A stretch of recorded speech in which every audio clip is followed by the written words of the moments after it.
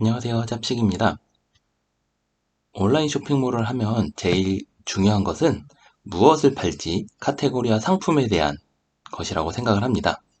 저도 이것을 찾는 것이 시간이 굉장히 많이 걸렸고 아직도 찾고 있는 과정 중에 있어서 제가 그동안 겪었던 실패들과 또한 찾는 과정이 듣는 여러분에게 시간을 아껴줄 수 있길 바라면서 영상을 찍어 봅니다. 저의 경우는 옷도 거의 사지 않고 또 좋아하는 취미도 없습니다. 뭐 남들은 뭐 낚시하고 이런 것들이 있는데 좋아하는 취미도 거의 없고 또 그렇다고 해서 제가 잘 아는 분야도 그렇게 많이 있지는 않습니다. 그렇다 보니까 돈을 어디에 쓰려는 생각도 별로 없었고 당연히 판매할 수 있는 것이 저에게는 없었습니다. 하지만 당시 저는 6개월이 넘은 둘째를 돌보고 있었고 육아데이로서 이거부터 팔아봐야겠다. 제일 필요한 것들이 눈에 보이니까 이제 육아에서부터 시작을 했던 것 같습니다. 그래서 제가 했던 실패 1호는 육아용품 중에 아기 마스크입니다. 지금은 모든 사람이 쓰고 다니지만 제가 스토어를 시작했던 2020년 겨울이었는데요. 아기가 감기 걸릴 것이 걱정이 돼서 마스크를 뭐 여러 군데서 찾아봤는데 대부분 어른용 마스크만 있더라고요. 그렇게 2020년 2월, 3월이 넘어가면서 코로나19가 찾아왔고 초심자의 행운을 받아서 주문이 굉장히 많이 들어오는 것도 경험을 했습니다.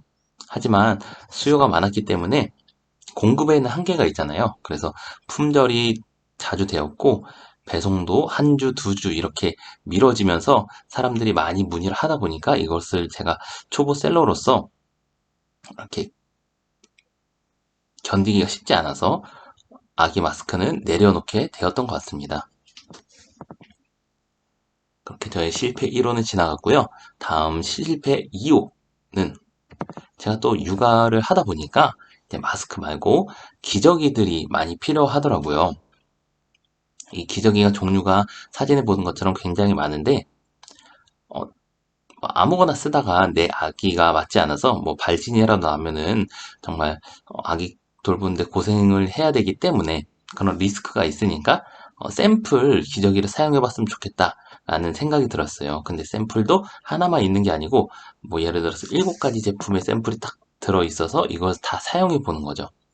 그런 기저귀 샘플이 있으면 좋겠다라고 생각을 했는데 내가 판매를 해보려고 하니까 더 어렵더라고요. 우선은 종류도 굉장히 다양했고 그 하나의 종류에도 1단계부터 5단계까지 그 크기가 다양하기 때문에 이런 것들 또한 어려울 뿐더러 기저귀 또한 유통기한이 있더라고요.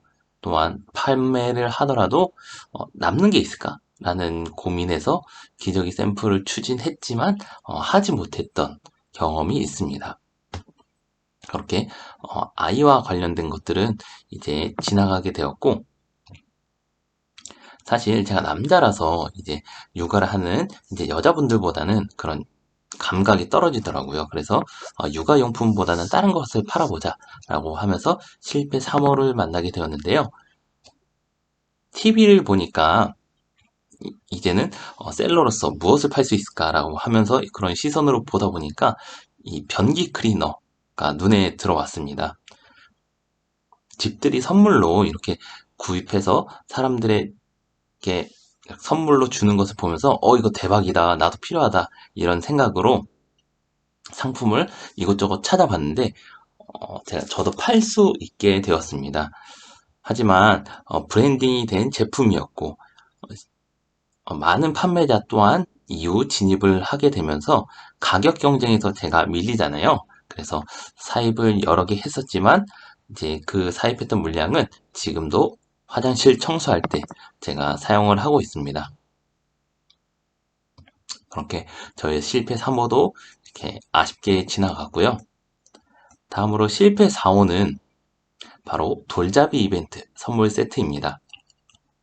시간이 지나면서 그 6개월 된 아기가 돌잔치를 하게 되었어요. 저희가 준비를 해보니까 신경 써야 될 것들이 굉장히 많더라고요. 그래서 이런 선물 세트 누가 한번 준비해주면은 되게 좋겠다라는 생각으로, 그러면 내가 판매를 해볼까? 라는 생각으로 선물 포장지까지 구입을 했었습니다. 그런데 그해 코로나가 계속 있었잖아요. 그러다 보니까 뭐 결혼식이며 돌잔치며 이런 것들을 다 못하다 보니까 포장지만 사고 나머지도 다 재고로 전락해버린 것이 또 저의 실패 4호 경험입니다. 다음으로 실패 5호는 제가 지인 집에 놀러 갔는데 화장실에 나오니까 이렇게 발이 보통 젖잖아요. 네, 근데 이거 발을 말려주는 그런 매트가 있더라고요. 인테리어에도 굉장히 좋고 이거 대박이다 라는 생각으로 이제 또 도매 사이트에서 찾아보니까 구할 수 있더라고요. 다만 아쉬웠던 것은 상세 페이지를 쓸 수가 없어서 그러면 내가 한번 찍어보지 라는 생각으로 아기와 함께 이런 것들을 사진도 찍어봤는데 제가 또 유명한 똥손입니다. 그러다 보니까 사진 퀄리티가 거의 당근마켓 수준으로 찍어져서 판매로 이어지지는 않더라고요.